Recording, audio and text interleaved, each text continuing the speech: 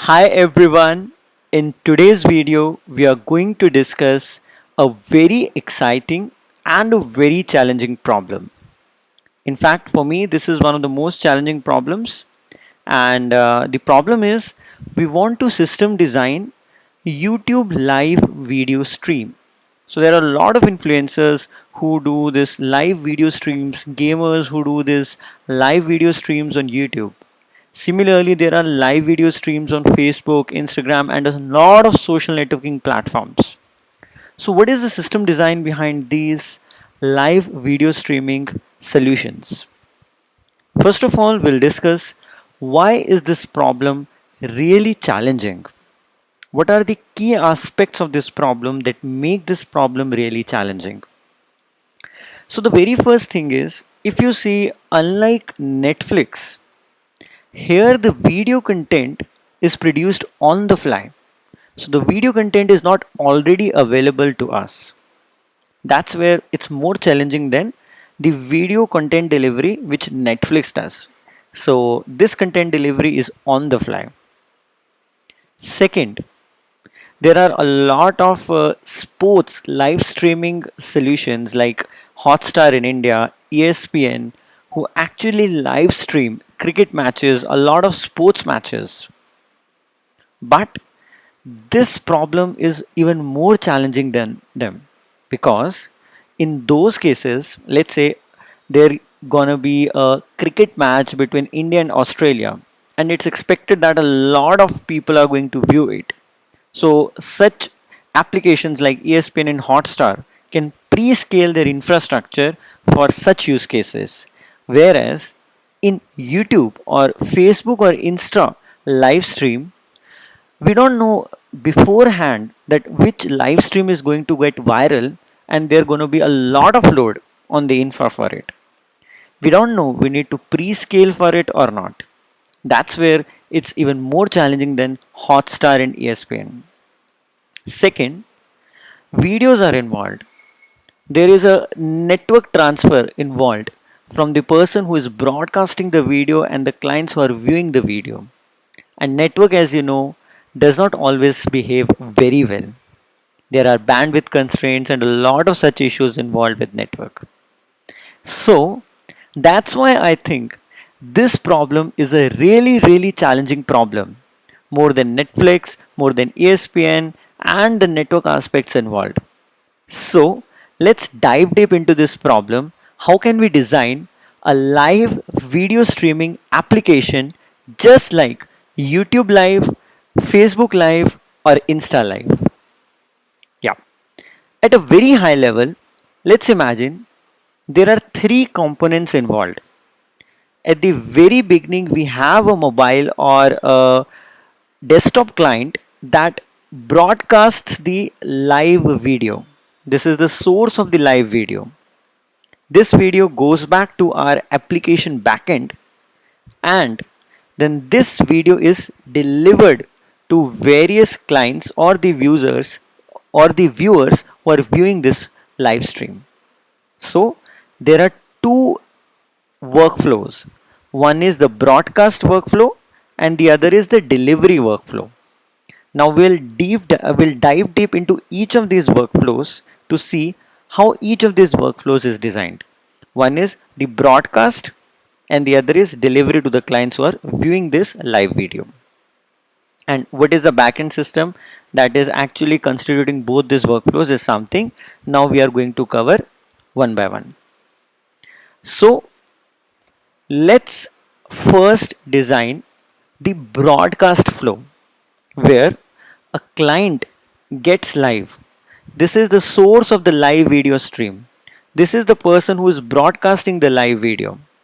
So let's see what happens when you or I goes onto our YouTube account and start the live video.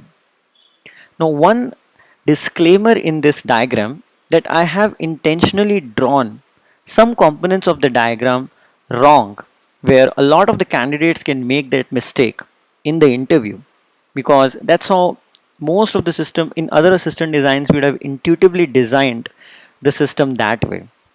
But what I'll do is, as and when I'll explain this workflow, I'll explain you what parts are wrong, and how can we replace them.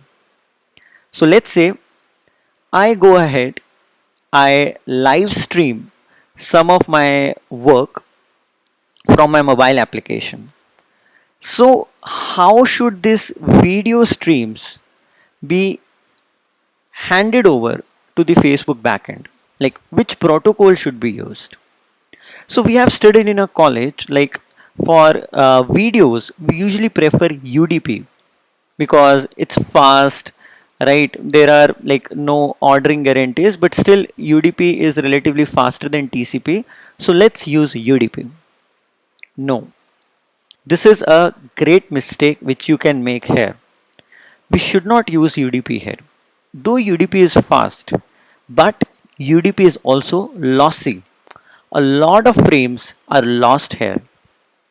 If we use UDP at the very source, right, then what will happen that the video that reaches our backend is not of a very good resolution. And as and when this video passes through our workflow and finally when it reaches our clients, we are not sure that we would be able to manage a very good resolution of video.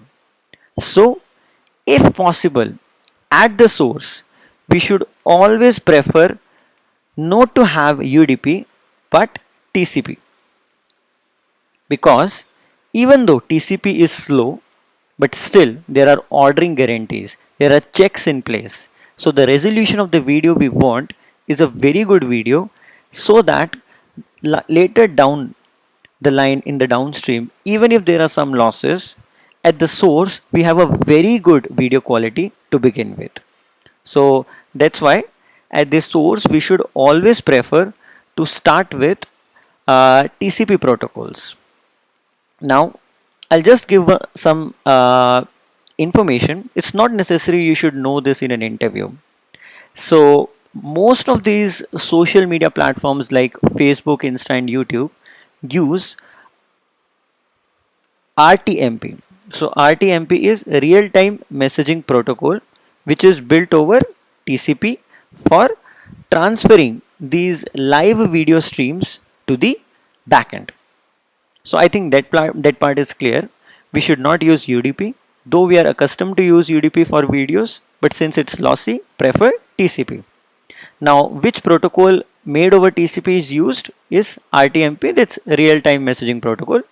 That's not necessary. You should know that. But yeah, TCP UDP comparison is something that's important to know. Now, this client should directly connect with the Facebook backend server via the load balancer. That's how we usually design a lot of our systems. But that's a catch here. We should not directly connect with the Facebook backend server. We should actually first connect with something called an edge server, or in other words, something that is called POPs, points of presence. So what are exactly POPs? Let me remove this, and we can cover what exactly POPs are.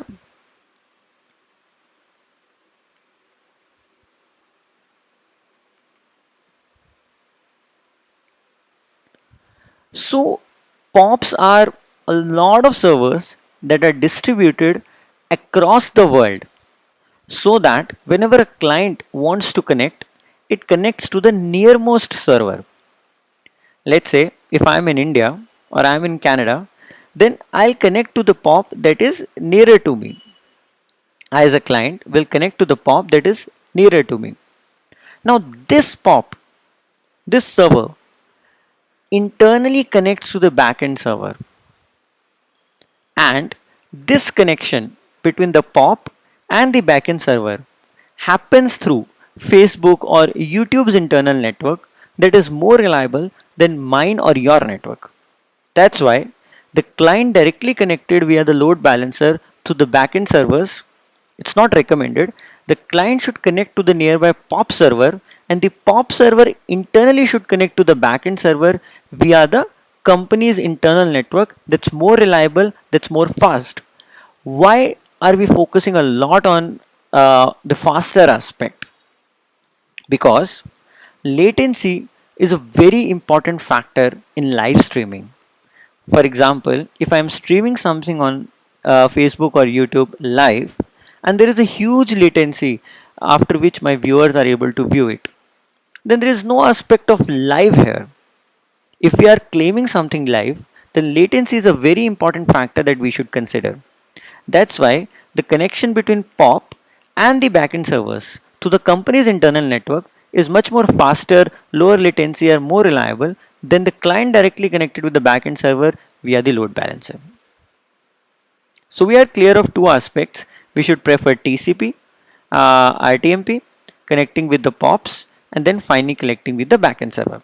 Now, what will this backend servers initially do? They will do, let's say, some sort of connection authentication, authorization, some validation, and other stuff.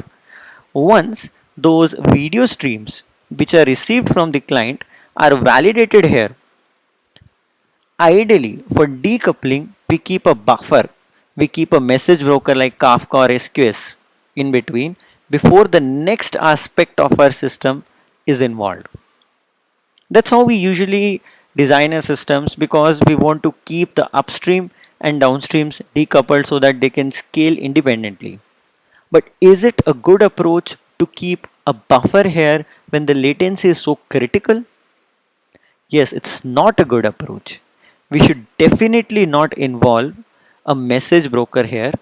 It will add to our latency. What should we do? We should directly, in a sync manner, call the video encoders from the backend servers. In a sync manner, we should directly call the video encoders from the backend servers. But there are a lot of video encoders here. How will the backend server determine which video encoder should we connect to? That's where a very important concept comes here. There is a very important ID called stream ID. Whenever I am live streaming something, I connect with the backend servers, the client is returned back with something called as stream ID. Now, a lot of people might be aware with a concept called consistent hashing. Based on stream ID, these backend servers use consistent hashing to determine which of the video encoder consumers need to consume that stream. So that's a sticky routing here. So these backend servers through a sync call connect with the video encoders, and which video encoder should accept this stream is determined through consistent hashing. And what attribute is used to actually determine consistent hashing is the stream ID, because stream IDs are usually like hash based IDs that are usually like equally distributed. So like the hotspot concepts are not uh, occurred here, right? For example, if I am doing the consistent hashing based on a particular region, let's say in US, and there are a lot of YouTubers doing live streaming in the US, then one of the hosts could actually become the hotspot, right? I don't want that. So I want the load to be equally distributed on the video encoder consumers. So I do a consistent hashing, and I do a consistent hashing based on an attribute that avoids such hotspot concepts. So I do the consistent hashing based upon the stream ID. Why I do a sync call is something that I have explained to you. Now, this client connected with the POP server over TCP, got back a stream ID. Now the POP internally connects with the backend server. These backend servers perform some validations, authentications, authorizations. These backend servers through consistent hashing on stream ID connect with the video encoders. Now what do these video encoders do? Now, for example, there is a video that is streamed by the client. Now a lot of people who are viewing that video could have different operating systems at the very first place, right? So they might different codecs or video formats, right? MP4 might work for some device, whereas it might not work for the other device, right? So we need to encode the same video stream to different codecs. For example, my network bandwidth would be lower, whereas your network bandwidth could be higher. You could actually view the video in high resolution, whereas I could actually view the video in lower resolutions. I need to encode the video into various codec and resolution formats. So here the consumers actually encode the video into different codec and resolution formats. Now what happens next? Now these encoders produce something called an MPEG dash. Now this MPEG dash is a protocol over HTTP. This is a very important concept to understand. So before we dive deep into MPEG dash, I just want to repeat the entire flow once again for everyone. The client gets live, start streaming the video segments over TCP to maintain the resolution, connects to the nearmost POP server to reduce latency, gets back the stream ID, that's the identifier for that stream. These POP servers, to reduce latency via their internal network, connect by the backend servers. They perform some authentication authorization. These backend servers synchronously connect with the video encoders. There is no buffer involved here. And these video encoders perform some resolution, codec encoding, and a lot of that stuff. So I am continuously receiving stream of videos. I am making sure that I receive those stream of videos very fast and I encode them here for the viewers. Next, what happens? So what happens is I receive the videos. On the path I try to so from here till the end, from the client who is going live till the video encoders, I receive a stream of video segments, and on the path I try to reduce the latency as much as possible by various design choices I have taken on the path. Now as and when I receive the video segment of a stream, there is a sticky server that actually encodes it based on various resolutions and codecs. Now what happens? Now each of these servers actually produce something called an MPEG dash. Now this is a very important thing for us to understand. So let's move here. So MPEG dash, as I have explained you, is nothing. It's a simple protocol over HTTP. Now what MPEG dash does is, for each stream it maintains something like this. Let's remember, for each stream, for a given stream, MPEG dash maintains the output like this. Now the output, as you're able to see, for a given stream has two components. One is the manifest file and one is the media file. So manifest file is nothing, it's just a table of contents. It holds the pointers to the media file segments, pointers to the media file segments, pointers to the media file segments.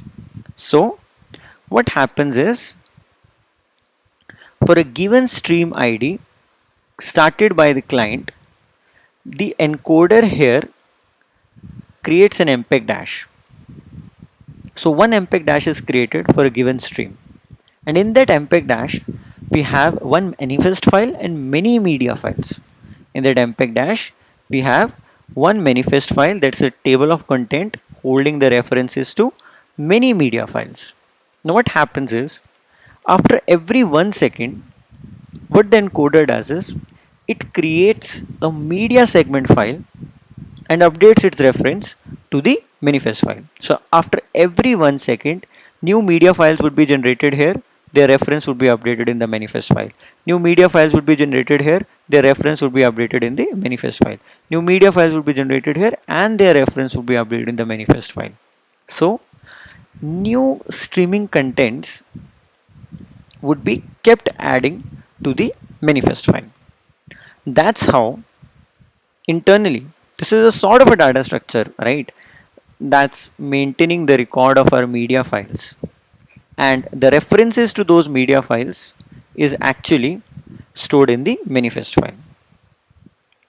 Now how are these things stored? So this MPEG dash is stored in two ways. So the media files are stored in S3, that's like the blob storage, distributed file system, whereas the table of content that's holding reference to these files is actually stored as a document in some document DB, be it MongoDB or DynamoDB. Some NoSQL document DB seems the best solution here to store the manifest file. And these manifest files could be updated in the cache. So this actually completes the broadcast flow. We receive stream of video content from the client.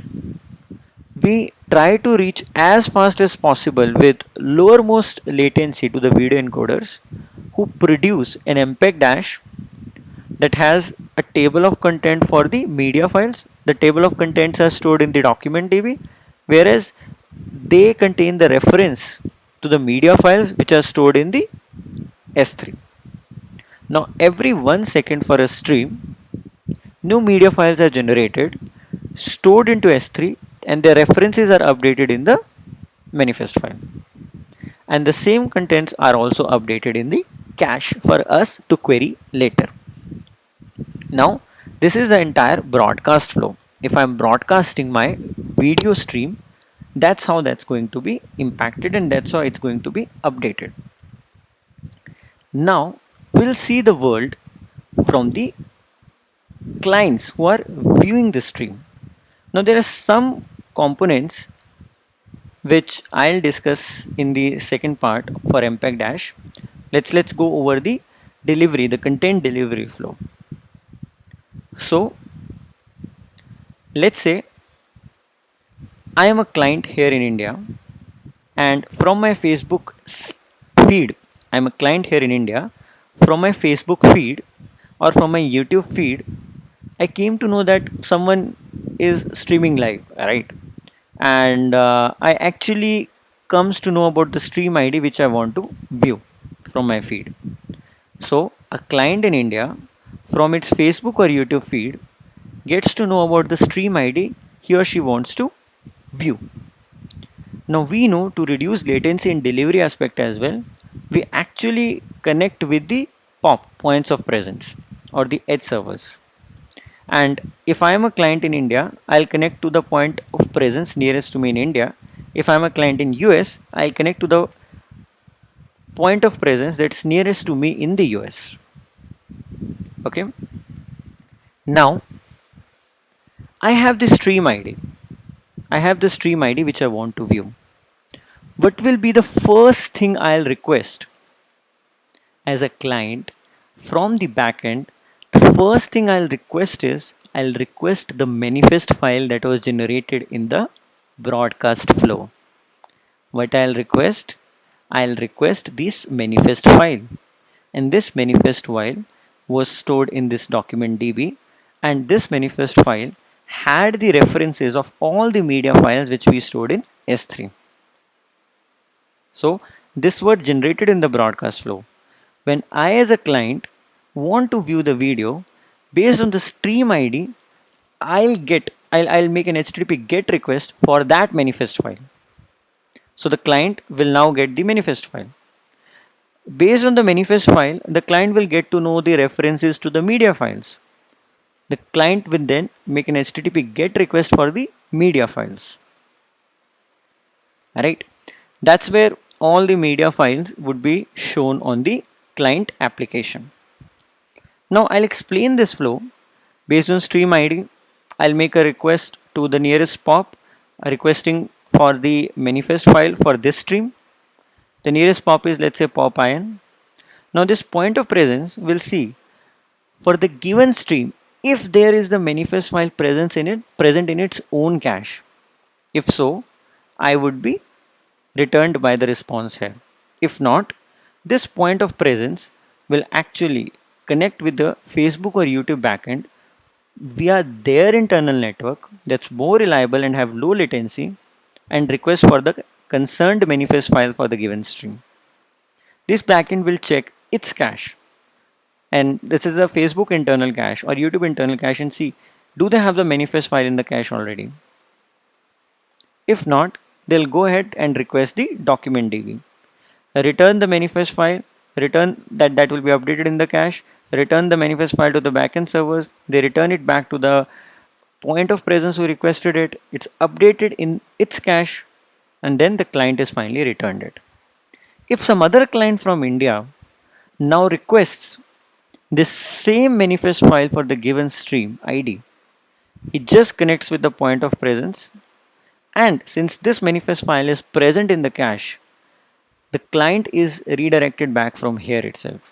So the entire backend of Facebook does not need to receive those requests. It's saved from those requests because the cache is helping here.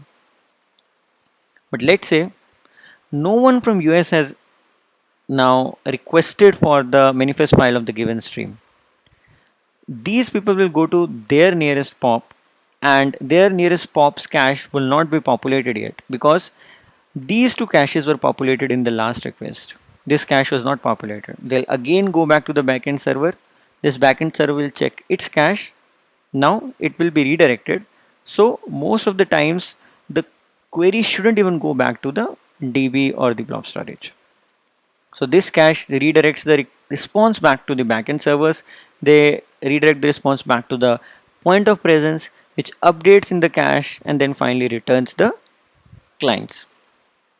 Now any client again requesting in this pop will actually be redirected back from the cache of the edge server or the point of presence.